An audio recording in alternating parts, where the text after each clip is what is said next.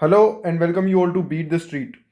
आज हम बात करने वाले हैं एक ऐसी इंडस्ट्री और एक ऐसी कंपनी के बारे में जिसके बारे में हमने उसकी एक और कंपनी है, आप कह सकते हैं कि उसी एरिया में जो काम करती है, ग्रीन पैनल, अगर आपने सुना होगा तो उस पर हमने काफ़ी टाइम पहले वीडियो बनाई थी और वो करीबन वहाँ से 2x हो चुकी है।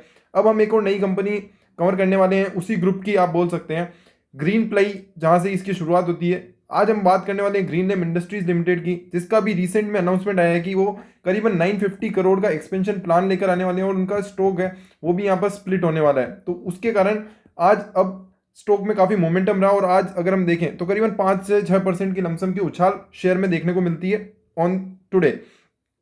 अब बात करते हैं कि ग्रीन लेम की शुरुआत कैसे हुई। आज हम थोड़ा डीप, ये वाली जो वीडियो है काफ़ी लंबी होगी क्योंकि इसमें हम काफ़ी डीप डाइव करने वाले हैं ग्रीन लेम इंडस्ट्रीज के बारे में। तो अगर आपके पास टाइम नहीं है अभी तो आप इसे सेव कर लें या आप मतलब इसे वॉच लेटर में डाल दें ताकि आप इसको पूरा ढंग से देख सकें। क्योंकि अगर आपका लॉन्ग टर्म होल्डिंग करने का उपाय सोचते हो, आप इस इंडस्ट्री में घुसना चाहते हो, तो आज मैं पूरी इंडस्ट्री की भी बात बताऊंगा, साथ ही साथ कंपनी को हम डिटेल में समझेंगे कि पूरा मैनेजमेंट का बैकग्राउंड क्या है और साथ ही साथ इसके अलावा कंपनी में अभी क्या चल रहा है और आने वाले टाइम में उसका किस तरीके से रिप्रोग्रेशन हो सकता है। तो शुरुआत करते हैं सबसे पहले कंपनी की बैकग्राउंड की। तो कंपनी की शुरुआत होती है मिस्टर शिव, आप कह सकते हैं शिव प्रकाश पाटिल, जो कि अभी इस कंपनी के नॉन एग्जीक्यूटिव चेयरमैन है। और इनका जो मेन धंधा होता है वो होता है ग्रीन प्लाई, और आप अभी भी ग्रीन प्लाई भी लिस्टेड है। ग्रीन प्लाई के बाद क्या होता है कि इसमें काफ़ी इसमें बिजनेस ये करते हैं जिसमें प्लाईवुड का हो गया, साथ ही साथ लेमिनेट्स जो अभी हम जिसके बारे में हम डिस्कस करेंगे, और साथ ही साथ यहाँ पर एमडीएफ का भी काम करते थे। तो इन्होंने बाद में क्या किया, 2014 में इन्होंने इस पूरे बिजनेस को अलग कर दिया और साथ ही साथ अपने जो बेटे हैं सौरभ मित्तल को इसका एमडी और सीईओ बनाया, जो लेमिनेट्स बिजनेस को पूरी तरीके से अलग कर दिया ग्रीन प्लाई से। फिर ग्रीन प्लाई में बसता है ग्रीन प्लाई, प्लाईवुड और एमडीएफ। और अभी क्या किया है, एमडीएफ को भी अभी इन्होंने अलग कर दिया है जिसका नाम ग्रीन पैनल बनाया गया है, जिसके हमने ऑलरेडी डिस्कस किया हुआ है। लिंक मैं डिस्क्रिप्शन में भी डाल दूंगा ग्रीन पैनल की, तो आप अंडरस्टैंड कर पाएं कि किस तरीके से वैल्यू डिराइव करने वाली जो लॉन्ग टर्म जो सोच होती है वो किस तरह से लाई जाती है और कब आपको कंपनी को सही टाइम पे पकड़ना होगा। शुरुआत करते हैं कि आज अनाउंसमेंट जिस तरीके से हुआ है उसको पहले अगर हम उसको साइड कर दें, पहले समझते हैं कंपनी के प्रमोटर की जो शेयर होल्डिंग है, पैटर्न क्या है। क्योंकि कंपनी ग्रीन प्लाईवुड से अलग हुई थी, तो green ply leasing and finance limited करके कंपनी का इंडियन प्रमोटर है, जो कि करीबन 39 मतलब 40% के लमसम की होल्डिंग है। कंपनी का मानना है कि आने वाले समय में कंपनी इसको पूरी तरह से क्लीन कर देगी कि सौरभ मित्तल की जो भी शेयर होल्डिंग है वो सौरभ मित्तल में आ जाएगी, और शिव प्रकाश मित्तल की जो शेयर होल्डिंग है, मतलब ग्रीन प्लाई और ये जो आपस में जो इनकी प्रमोटर कंपनीज है, उसको यहाँ पर थोड़ा सा रिजोल्व कर दिया जाएगा। ग्रीन पैनल और इन सबको जो अभी ग्रीन प्लाई लीजिंग के थ्रू यहाँ पर सभी को होल्डिंग कंपनी, एक ही होल्डिंग कंपनी है जो इनको कंट्रोल करती है। बट अभी क्या है कि इसके बाद इसको थोड़ा स्ट्रीमलाइन किया जाएगा जैसा मैनेजमेंट का बोलना है, और बाद में सौरभ मित्तल जो है वो इस कंपनी के मेन लीड रहेंगे। अगर हम इसकी बात देखें तो 46% की जो पब्लिक शेयर होल्डिंग यहाँ पर देखने को मिलती है, जिसमें 16% की शेयर होल्डिंग इंस्टीट्यूशन मतलब डीएई की देखने को मिलती है। और आप देख सकते हैं इसमें एचडीएफसी ट्रस्टी लिमिटेड है जिसने 9% के लमसम होल्ड किए हैं। डीएसपी स्मॉल केस है, स्मॉल कैप फंड है जिसने करीबन 4%, और डीएसपी कोर फंड है जहां जिसने करीबन करीबन 1% के लमसम की होल्डिंग रखी है। इसके अलावा कुछ नॉन इंस्टीट्यूशनल इन्वेस्टर जैसे आशीष धवन, इनका नाम आपने सुना ही होगा, अखिल धवन, तो काफ़ी बड़े इन्वेस्टर भी इसमें शामिल है जिस जो करीबन 30% के लमसम, जिसमें इंडिविजुअल्स अगर हम देखें जो 1 लाख से कम का इसमें इन्वेस्टमेंट किया है वो करीबन 3% के लमसम है। बाकी अगर बड़े बड़े अगर हम इन्वेस्टर्स की बात करें तो उनका भी काफ़ी बड़ा यहाँ पर स्टेक है। Blue diamond properties private limited का भी यहाँ पे करीबन 7.5% का स्टेक है, जो काफी बड़ा स्टेक माना जाता है। अब आ जाते हैं कि कंपनी में आज जो अनाउंसमेंट किया गया था तो उसमें क्या डिस्कस किया गया। तो कंपनी अभी आने वाले समय में अपने जो स्टॉक है उसको स्प्लिट करने वाली है और साथ ही साथ 950 करोड़ का इन्वेस्टमेंट करने वाली है और एक नए वर्टिकल में घुसने वाली है, प्लाईवुड और पार्टिकल वुड बोर्ड बिजनेस को। तो ये जो एक्सपेंशन है अगले 2 से 3 साल में एक्सपेक्टेड किया जा रहा है और उसके चलते यहाँ पर काफी बड़ी ग्रोथ एक्सपेक्ट की जा रही है और उसी के चलते आज शेयर प्राइस में मोमेंटम देखने को मिला। और अगर आपकी भी सोच इतनी लंबी रहने वाली है तो आप यहां पर आगे देख सकते हैं कि किस तरीके से कंपनी आगे प्रोग्रेस कर सकती है। तो कंपनी के मेन जो प्रोडक्ट्स हैं उसमें अगर हम बात करें, डेकोरेटिव लेमिनेट्स में करीबन 30% का एक्सपोर्ट मार्केट शेयर कंपनी के पास, मतलब एक सिंगल कंपनी के पास ऑलरेडी होल्ड करता है। 19% का मार्केट शेयर कंपनी का इंडिया में होल्ड करता है और 11% का जो है डेकोरेटिव वनीर करके होता है, जिसकी मैं आपको फोटो दिखाऊंगा तो आपको समझ में आएगा कि जो हमारे जो प्लाईवुड होता है ना उसमें उसको प्रोडक्ट को किस तरह से ये बिल्कुल सही स्ट्रीमलाइन करके बनाया जाता है एक नीर, तो वो किस तरह से उसके यूजेस होते हैं। अगर आपने देखा है, नहीं तो मैं अभी आपको दिखाने ही वाला हूँ वीडियो में बीच में। प्रोडक्ट वाइज ब्रेकअप की बात करी जाए तो इनका जो मेन धंधा है 90% of the revenue come from decorative laminates, जो इनका मेन धंधा है। इसके अलावा डेकोरेटिव इसके जो नीर है उसमें 8.7% का रेवेन्यू वहां से आता है। अब ये नया जो लॉन्च करने वाले हैं वो प्लाईवुड और प्लाईवुड पार्टिकल्स है, जो कंपनी को नया आयाम देगा। लोकेशन वाइज ब्रेकअप की बात की जाए 50% यहाँ पर रेवेन्यू इंडिया से आता है, 50% ही आप कह सकते हैं रेस्ट ऑफ वर्ल्ड से आता है, तो इसमें ज़्यादा कुछ चेंजेस नहीं है। मेन कंपनी का अगर हम बात करें लोकेशन वाइज ब्रेकअप, जो डेकोरेटिव लेमिनेट से आता है, वहाँ पर एशिया पैसिफिक में मतलब एशिया जो रीजन है वहाँ 35%, यूरोप से 23%, रेस्ट ऑफ द वर्ल्ड से 23% और यूएसए से 19%। तो यूएसए और यूरोप काफ़ी बड़ी कॉन्टिनेंट है जहाँ से कंपनी को बहुत बड़ा मार्केट मिलता हुआ नजर आता है। इसके अलावा कुछ ऑपरेशनल मेट्रिक्स को समझना जरूरी हो जाता है जब हम कंपनी को डीप डाइव कर रहे होते हैं। तो अगर हम देखें कंपनी का जो एडवर्टीजमेंट पे काफ़ी अच्छा स्पेंड है, 3% के लमसम का स्पेंड है, जो काफ़ी बड़ा माना जाता है। इसके अलावा जो टोटल सेल्स का अगर आप 4%, 3-4% अगर आप अपने एडवर्टीजमेंट पे खर्चा कर रहे हो तो काफ़ी बड़ा चंक ऑफ द मनी है जो आपका वाइप आउट हो रहा है। क्योंकि अगर बाकी ये नहीं होता तो आपके जो इबिटा मार्जिन है, आपके जो मार्जिन है वो काफ़ी इंप्रूव नजर आते हैं। 0.8% कंपनी का मैनेजमेंट कंपनसेशन है, जो काफ़ी डिसेंट है, इसमें कोई ज़्यादा यहाँ पर बड़ी चीज़ देखने को नहीं मिलती है। डोर्स और विंडोज़ की अगर हम बात करें तो कंपनी यहाँ पर कंपनी के जो बिजनेस है उसमें अगर हम पहली कैटेगरी देखें डोर्स और विंडोज आ जाते हैं, जिसमें मात्र 20% का कैपेसिटी यूटिलाइजेशन देखने को मिलता है वुडन डोर्स में, और वुडन फ्लोर्स में मात्र 9% का। तो ये अगर हम देखें तो ये काफ़ी कम माना जा रहा है। अगर हम सितंबर 21 की बात करें तो 20% और 9% का ही यहाँ पे कैपेसिटी यूटिलाइजेशन होता है। और इस एसी जब एसी जो चीज़ें होती है ना, जब आप 50% से कम कैपेसिटी पे काम कर रहे होते हो तो आपका जो लेवरेज होता है वो काफ़ी बढ़ जाता है। और उसके चलते क्या होता है कि अगर आपके पास अगर अपॉर्चुनिटी बढ़ेगी, मतलब आपकी अपॉर्चुनिटी बड़ी होगी, तो कहीं ना कहीं आपका यहाँ पर जो मार्केट शेयर गेन होगा वो काफ़ी बड़ा हो जाएगा, क्योंकि आपके पास ऑलरेडी कैपेसिटी है, बस आपको उसको यूटिलाइज करना है। और आपका जो मार्जिन होंगे वो काफ़ी तेज़ी से बढ़ेंगे जब आपके पास ये कैपेसिटी को यूटिलाइजेशन करने की पावर आएगी। इसके अलावा लेमिनेट्स की बात करें तो लेमिनेट्स में आप देख सकते हैं कि मार्केट शेयर इनका है ऑलरेडी, और 114% का कैपेसिटी यूटिलाइजेशन यहाँ पर देखने को मिल जाता है। कैपेसिटी की बात करें 15.62 मिलियन शीट्स ये कंपनी बनाती है, जिसको और आगे अभी बढ़ाने वाली है। जो 950 करोड़ का यहाँ पर एक्सपेंशन प्लान है, जिसमें ये सारी चीज़ें शामिल है। वहीं अगर हम इसमें रियलाइजेशन को भी देखते हैं, लेमिनेट्स में क्या होता है कि रियलाइजेशन को भी देखना ज़्यादा जरूरी हो जाता है। तो 833 रुपीज़ यहाँ पे पर शीट कंपनी का रियलाइजेशन माना जाता है, एक्सपेक्ट किया जा रहा है। तो काफ़ी डिसेंट यहाँ पर आप देख सकते हैं सारे जो फैक्टर्स हैं वो वहाँ पर भी, अगर नील के भी देखें तो 702 रुपये का रियलाइजेशन यहाँ पे मिल जाता है। 4.2 million square metre quarterly manufacturing capacity है, जो करीबन आप यहाँ पे देख सकते हैं, इसको 4 से मल्टीप्लाई करेंगे तो 16 मिलियन स्क्वायर फीट की यहाँ पे कंपनी की कैपेसिटी, स्क्वायर मीटर की यहाँ पे कंपनी की कैपेसिटी बनती है। वहीं 33% ही यहाँ पर भी यूटिलाइजेशन होता है। तो अगर हम देखें तो टोटल यूटिलाइजेशन अगर लेवल देखें, लेमिनेट्स में तो देखो यूटिलाइजेशन है ही, बट जो अभी कंपनी नए नए सेक्टर्स में घुस रही, जैसे डोर्स विंडोज हो गई, या आप कह सकते हैं कि ग्रीन लेम की आपकी नीर हो गई, तो वहाँ पे 33% का यूटिलाइजेशन है, जो कहीं ना कहीं ये सिग्निफाई करता है कि कहीं ना कहीं कंपनी में काफ़ी पोटेंशियल है। जो कंपनी के जो 8 या 10% का जो है वहाँ पर अगर हम वो अभी 20-25% ही यूटिलाइज हो रहा है, तो वहाँ पर 75% का इतना मार्जिन ऑलरेडी कंपनी के पास पड़ा है, जो आगे आने वाले समय में कंपनी यूज़ कर पाएगी with existing existing leverage, existing हमारे पास कैपेसिटी, उसको लेवरेज करके ही हम काफ़ी बड़ा मार्जिन यहाँ पर क्रिएट कर सकते हैं। कुछ अगर हम इसमें बात करें कंपनी के पीयर्स की, तो आर्किड प्लेई करके है जो नीर में है। वहीं लेमिनेट्स में सेंचुरी प्लाईबोर्ड है, जो इस पूरे सेक्टर में सबसे बड़ी कंपनी मानी जाती है। वहीं अगर हम बात करें सत्यलेम और रुशील डेकोर भी है, जो इससे छोटी कंपनियां हैं। तो एक सेंचुरी प्लाईबोर्ड है जो कंपनी सबसे बड़ा यहाँ पर कंपटीशन देती है। कस्टमर्स की बात करें तो काफ़ी बड़े बड़े कस्टमर है, HP, हिल्टन, हयात, JW मेरियट हो गया, या आप कह सकते हैं शेल, ऐसे ओरेकल जैसी बड़ी बड़ी कंपनीज इनके कस्टमर्स रह चुके हैं। क्योंकि देखो आजकल जितनी भी कंपनीज हैं उसमें अगर हम देखें तो इस तरीके के जो लेमिनेट्स हैं वो यहाँ पर यूज़ किए जाते हैं, क्योंकि हम आजकल जो फर्नीचर का काफ़ी काम बढ़ चुका है। 10,000 से ज़्यादा यहाँ पे डेकोर के कलेक्शन कंपनी के पास है। 15.62 million capacity sheets year install capacity company के पास है। नीर में 200 से ज़्यादा लेमिनेट्स, कॉम्पैक्ट लेमिनेट्स में 100 से ज़्यादा डेकोर। तो आप देख सकते हैं ये बाकी मार्केट है ना, वो काफ़ी अनऑर्गेनाइज्ड है, जो ये लेमिनेट्स वाला मार्केट है। और साथ ही साथ वुडन पैनल का अभी जो मार्केट बन रहा है वो यहाँ पे काफ़ी धीरे धीरे ऑर्गेनाइज होता जा रहा है, और वहाँ पर काफ़ी बड़ी ग्रोथ बनती है जिस कंपनी के पास एग्जिस्टिंग कैपेसिटी काफ़ी होती है। क्योंकि बाकी सब क्या कर रहे हैं, ये कंपनी जो होती है वो आपकी असेट असेट हेवी मॉडल पे काम करती है, जबकि जो दूसरी जो कंपनीज है, जो दूसरे लोग हैं, वहाँ पर क्या होता है, मेन पावर का काफ़ी ज़रूरत होता है, और वहाँ पर ये कंपनी एडवांटेज हो जाती है कि इनको इनकी जो ग्रोथ होती है, इनके जो डिमांड फुलफिलमेंट करने का टाइम होता है वो काफ़ी कम होता है। इस तरह से क्लेट्स बनाए जाते हैं। Rest room, cubicles and locker solution भी कंपनी प्रोवाइड करती है। यहाँ पे आप देख सकते हैं कि चिप बोर्ड है, तो इसकी 2 मिलियन स्क्वायर मीटर की कंपनी के पास प्रोडक्शन कैपेसिटी है।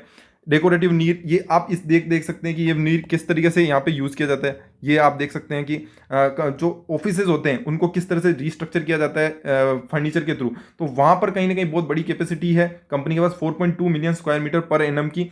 और साथ ही साथ 78 करोड़ रुपए यहाँ रेवेन्यू यहाँ से कंपनी निकाल के आते हैं, जिसमें नेचुरल्स है, टीक है, इंजीनियर्ड है, नोयर वुड करके कंपनी के पास अलग अलग रेंज है। इसके अलावा कंपनी की वुडन फ्लोरिंग की 1 मिलियन स्क्वायर फीट की 1 million square metre per annum की कैपेसिटी वहाँ पर भी निकल के आती है। तो ये सारे कंपनी के मेन प्रोडक्ट्स हैं जो कंपनी के निकल के आते हैं। इसके अलावा अगर हम देखते हैं कंपनी का रिटर्न ऑन इक्विटी, तो 12% का रिटर्न ऑन इक्विटी है। वहीं 3 ईयर का एवरेज देखें 16%, और 5 ईयर का एवरेज देखें तो 16% का लमसम आता है। लास्ट ईयर को हम थोड़ा सा स्किप भी कर सकते हैं, क्योंकि बहुत काफ़ी ऊपर नीचे उतार चढ़ाव देखने को मिला। बाकी 15-16% का रिटर्न ऑन इक्विटी काफ़ी डिसेंट माना जाता है। वहीं अगर 5 ईयर का रिटर्न ऑन कैपिटल एम्प्लॉयड भी देखें तो 21-20%, जो कि काफ़ी अच्छा है। बट नेट प्रॉफिट मार्जिन की बात की जाए तो यहाँ पर थोड़ा सा यहाँ पे सब्सटेंशियल मुझे थोड़ी कमी नज़र आती है। अगर यहाँ पर थोड़ा कंपनी इंप्रूव कर पाती है तो कहीं ना कहीं काफ़ी बेनिफिट कंपनी को ओवरऑल देखने को मिलेगा। डेट टू इक्विटी 0.43 है, जो इसमें असेट हेवी मॉडल होता है, तो कहीं ना कहीं यहाँ पे ज़्यादा पोर्शन होता है जो कंपनी को असेट अक्वायर करने में चला जाता है। जैसे अभी जो 950 करोड़ है, वहाँ पर भी कहीं बड़ा पोर्शन होगा जो कंपनी को असेट अक्वायर करने में चला जाएगा। अब आ जाते हैं कंपनी के कुछ बैलेंस शीट फैक्टर्स और प्रॉफिट एंड लॉस पे, क्योंकि देखो केवल ऑपरेशनल बातें करना या केवल प्रमोटर्स के बाद अब हमारा मेन फोकस होना चाहिए जो बैलेंस शीट है और फाइनेंशियल्स क्या बोल रहे हैं, क्योंकि सबसे इंपॉर्टेंट होता है कि फाइनेंशियल्स आपको जो आप बोल रहे हैं उसको सपोर्ट करने चाहिए। तो अगर हम यहाँ पर देखते हैं कंपनी के अगर नेट ब्लॉक या नेट करंट असेट्स की बात करें, तो आप यहाँ पे देख सकते हैं कि काफ़ी अच्छी ग्रोथ देखने को मिली है। जो मार्च 2015 में 332 करोड़ का था, वो अभी बढ़ के 500 करोड़ के लमसम पहुंच चुका है। अभी अगर हम देखें कि अगले 3 साल में कंपनी मान रही 900 या 1000 करोड़ का यहाँ पे ब्लॉक और ऐड हो जाएगा, तो आप देखें कि करीबन 1500 करोड़, मतलब कि यहाँ पे कैपेसिटी जो है वो 3x हो जाएगी, चाहे वो प्लाईवुड की हो किसी की भी हो। बट आपको ये समझना पड़ेगा कि असेट जो है, असेट बेस काफ़ी बड़ा स्ट्रॉन्ग, मतलब नेट ब्लॉक में जो एडिशन होगा वो काफ़ी स्ट्रॉन्ग एडिशन होगा।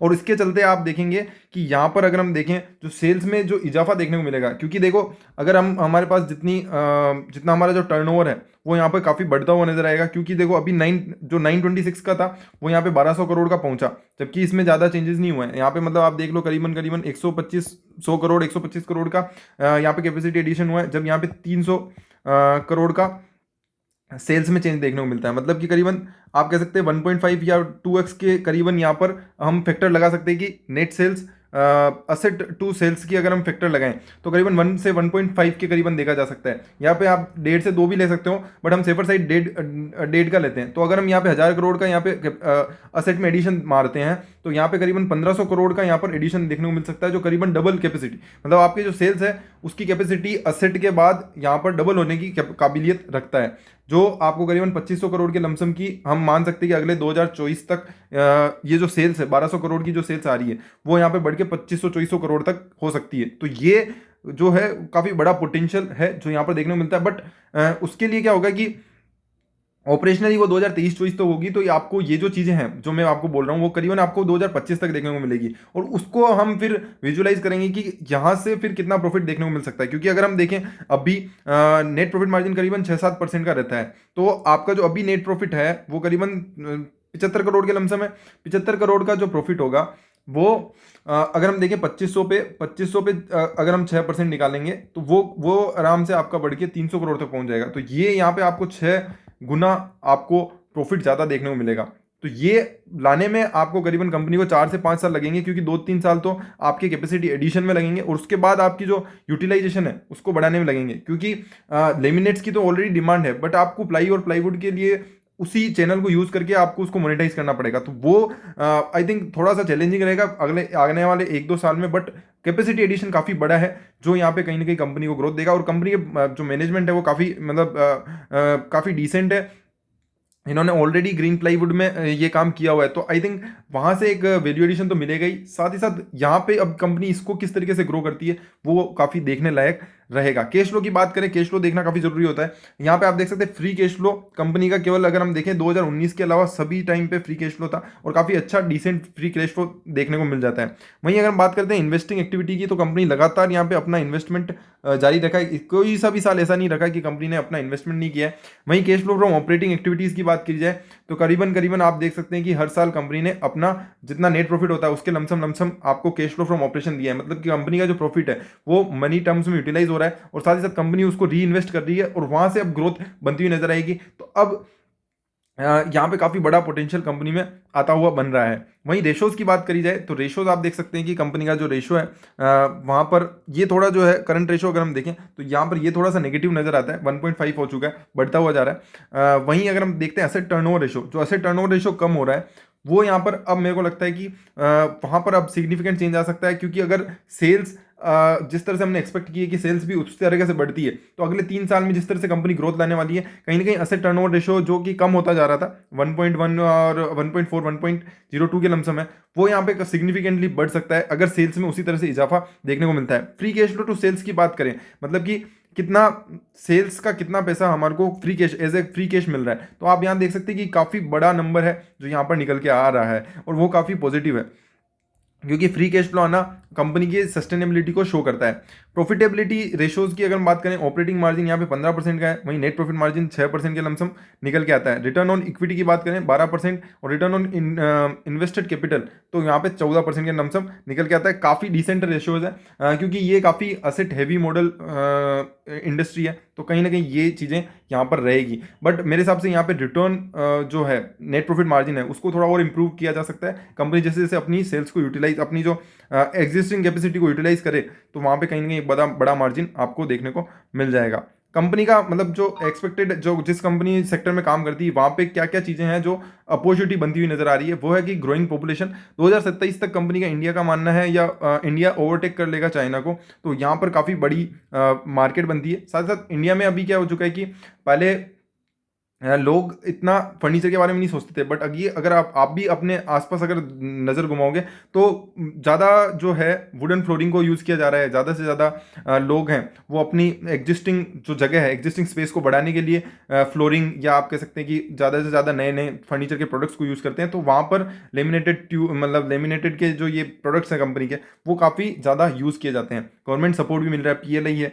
साथ ही साथ urbanisation, real estate development, real estate का मार्केट काफ़ी ग्रो हो रहा है। तो आप देखो कि जो ये जिस तरह से आप कह सकते हैं ना पेंट की इंडस्ट्री में ग्रोथ होती है, अगर रियल एस्टेट में ग्रोथ होती है तो उसी तरह यहाँ पर आपको MDF वाले सेगमेंट में, साथ साथ आपको प्लाईवुड वाले सेगमेंट में और लेमिनेट्स वाले सेगमेंट में भी यहाँ पे ग्रोथ आती हुई नजर आएगी, क्योंकि रियल एस्टेट केवल अकेला नहीं बढ़ता है। आपको ध्यान हो तो 15 या 20 सेक्टर है जो उसको साथ लेके बढ़ेगा, तो रियल एस्टेट का बढ़ना काफ़ी जरूरी है अगर इंफ्रास्ट्रक्चरली डेवलप होना है तो। और साथ ही साथ कंपनी का मेजर 50% रेवेन्यू तो बाहर से आता है, तो वहाँ पर भी काफ़ी बड़ी ग्रोथ हो रही है, क्योंकि जब आप घर में रहते हो, मतलब आपका जब लॉकडाउन लगा तब से लोग घर में रहते हैं, तो वहाँ पर क्या होता है कि आपको घर का फर्नीचर भी आपको सही चाहिए, क्योंकि आपको आप जितना ज़्यादा समय घर पे बिताओगे आपको लगने लगेगा ना कि जो वहाँ से जो डिमांड है वो भी यहाँ पे कभी आ रही है। मतलब कॉर्पोरेट्स के अलावा जो डिमांड्स होती है वो भी कंपनी के लिए पास काफ़ी आ रही है, जैसे सिंगापुर, दुबई, इजराइल, इजिप्ट जैसे कई कंट्रीज़ में कंपनी शामिल है। 100 से ज़्यादा कंट्रीज़ में ग्रीनलैंड का प्रेजेंस है, 15 से ज़्यादा कंपनी को ग्रीनलैंड के ऑफिसेज हैं और 8 से ज़्यादा कंपनी की ऑपरेशनल सब्सिडरीज हैं। तो आप देख सकते हैं काफ़ी बड़ा ग्रोथ यहाँ पर कंपनी के पास ऑलरेडी है। बहरोड प्लांट के स्पेशलाइजेशन की बात करें, 2 प्लांट कंपनी के मेन है जहाँ पे स्पेशलाइज्ड काम किया जाता है, जिसमें बहरोड प्लांट जो है वहाँ पे आप कह सकते हैं नीर की जो सारी जो मैन्युफैक्चरिंग है, fleece back and MDF plywood जो सारा काम होता है वो यहाँ पे होता है। मिकासा के इंजीनियरिंग जो डोर होते हैं, मिकासा इनका कंपनी का ब्रांड है, ब्रांड नेम मिकासा है। अगर आपने आपके आसपास अगर देखा हो तो मिकासा अगर वहाँ यूज़ आ रहा है तो वो कंपनी ग्रीनलैंड का ब्रांड नेम है। वहीं अगर नालागढ़ प्लांट की बात करें तो वहाँ पर कंपनी के लेमिनेट्स का काफ़ी स्पेशलाइज काम है, SD gloss, unicore, AFX, exterior cladding, इस तरीके के जो काम होते हैं, जो काफ़ी बड़े बड़े प्रेशर लेमिनेट्स के जो काम होते हैं वो कंपनी के नालागढ़ प्लांट के थ्रू किए जाते हैं। अगर ओवरऑल मार्केट साइज की बात की जाए, ग्लोबल मार्केट साइज, क्योंकि ये भी समझना जरूरी है कि कंपनी का पोटेंशियल के साथ साथ कंपनी का ओवरऑल मार्केट साइज किस तरीके से ग्रो हो रहा है। तो ओवरऑल ग्लोबल मार्केट साइज की बात की जाए तो $423 बिलियन का मार्केट है केवल फर्नीचर मार्केट साइज की मैं बात कर रहा हूँ, जो 2020 में था, और 2026 तक 538, मतलब करीबन 4 से 5% की ग्रोथ हर साल यहाँ पर एक्सपेक्टेड है। वहीं अगर हम इंडियन मार्केट की बात करें तो यहाँ पे करीबन करीबन कंपनी 12% का केगर यहाँ पे एक्सपेक्ट कर रही है कि 2020 से 2024 तक इतनी बड़ी ग्रोथ, मतलब कि अगर इंडस्ट्री 12% से ग्रो करेगी, अगर कंपनी ऑर्गेनाइज सेक्टर में सबसे टॉप 3 कंपनीज में आती है, तो कहीं ना कहीं कंपनी का जो ऑलरेडी पोटेंशियल है वो अपने आप ही बढ़ जाता है। तो ये काफ़ी इंपॉर्टेंट हो जाता है, क्योंकि इंडिया ओवरऑल पूरा ग्रोथ सेगमेंट में चल रहा है, और वहाँ पर रियल एस्टेट के साथ लेमिनेट्स हो गया या प्लाईवुड का बिजनेस हो गया, वो काफ़ी ग्रो होगा। तो ये सारी चीज़ें हैं जो काफ़ी फैक्टर करती है। तो लेमिनेट्स का जो मार्केट है वहाँ पर भी काफ़ी अच्छी बड़ी growth, total Asia region, North America region, और आप कह सकते हैं यूएई, साउथ अफ्रीका में रियल एस्टेट की जो इंडस्ट्री है वो काफ़ी ग्रो हो रही है। होटल एक्सपेंशन हो गया है, चाहे आप कह सकते हैं कि रियल एस्टेट इंडस्ट्री हो गया, वहाँ पर काफ़ी बड़ा पोटेंशियल बनता है, जो कंपनी के लिए पॉजिटिव बनता है। इसके अलावा कंपनी के जो मेन कंपनी के और दूसरे काम है, जिसमें इंजीनियर, वुड फ्लोर से 7-8% के लमसम कंपनी का रेवेन्यू आता है, तो मैं ज़्यादा उनको पार्ट को कवर नहीं कर रहा हूँ। बट आप देख सकते हैं कि सबसे ज़्यादा कंपनी की अगर डिमांड ड्राइवर्स की बात की जाए तो वहाँ पे है, कंपनी का मानना है कि रियल एस्टेट का जो डेवलपमेंट है, इंडियन रियल एस्टेट डेवलपमेंट का 2030 तक माना जा रहा है करीबन 1 ट्रिलियन का मार्केट हो सकता है। तो वहाँ पर सबसे बड़ा पोटेंशियल बनेगा। जो हाउसिंग फॉर ऑल मिशन जो सरकार ने चलाया है, ऑनलाइन रिटेल सेक्टर जिस तरीके से ग्रो कर रहा है, ई कॉमर्स के थ्रू चेयर्स हो गई, या आप कह सकते हैं लैपटॉप टेबल्स हो गई, तो वहाँ से भी आप कह सकते हैं ना कि एक जो डिमांड है वो नए तरीके, मतलब ई कॉमर्स के थ्रू डिमांड आ रही है, साथ ही साथ रियल एस्टेट डेवलप हो रहा है, हाउसिंग फॉर ऑल मिशन है। सोशल मीडिया काफ़ी इन्फ्लुएंस करता है, क्योंकि आपको पूरा बैकग्राउंड और आपकी जो क्या होता है ना कि जो ऑफिसेज होते हैं वो सारे अब घर पे आ चुके हैं, तो वो उसका जो प्रेजेंस है वो काफ़ी बढ़ता जा रहा है, और उसके लिए आपको लेमिनेट्स और इस तरीके की चीज़ें चाहिए होती है, क्योंकि इनसे क्या होता है ना कि टाइम कम लगता है, और साथ ही साथ ये काफ़ी इंप्रेसिव होते हैं, लगाते हैं तब आपको लिए काफ़ी इंप्रेसिव होते हैं। तो ये सारी चीज़ें हैं जो कंपनी बनाती है, और साथ ही साथ यहाँ पर आप देखें लेमिनेट्स का जो मार्केट है वो तो 100% रहने ही वाला है, बट जो अभी ये जो नए सेगमेंट में घुस रहे हैं वहाँ पर भी काफ़ी बड़ा एक्सेल यहाँ पे कर सकते हैं। 4 अगर प्लांट हैं जो कंपनी के लेमिनेट्स में काम करते हैं, बहरौल, राजस्थान, नालागढ़ और हिमाचल प्रदेश, जहाँ पे 15.62 मिलियन कैपेसिटी है। 88% कंपनी का रेवेन्यू वहीं से आ रहा है, मेजर अगर हम लेमिनेट्स और अलाइड सेगमेंट की बात करें, और वहाँ पर कैपेसिटी यूटिलाइजेशन काफ़ी अच्छे तरीके से की जा रही है। तो ये 80 जो यहाँ पर 87% है वो लास्ट ईयर का है, अभी 114% पे कैपेसिटी यूटिलाइज करी जा रही है। काफ़ी ज़्यादा डिमांड कंपनी एक्सपेक्ट कर रही है आने वाले सालों में, क्योंकि रियल एस्टेट की ग्रोथ काफ़ी तेज़ गति से बढ़ रही है इंडिया में। तो इंडिया के साथ साथ अगर हम बात करें और दूसरे सेगमेंट की, तो नीर बैरो राजस्थान में बनाया जाता है।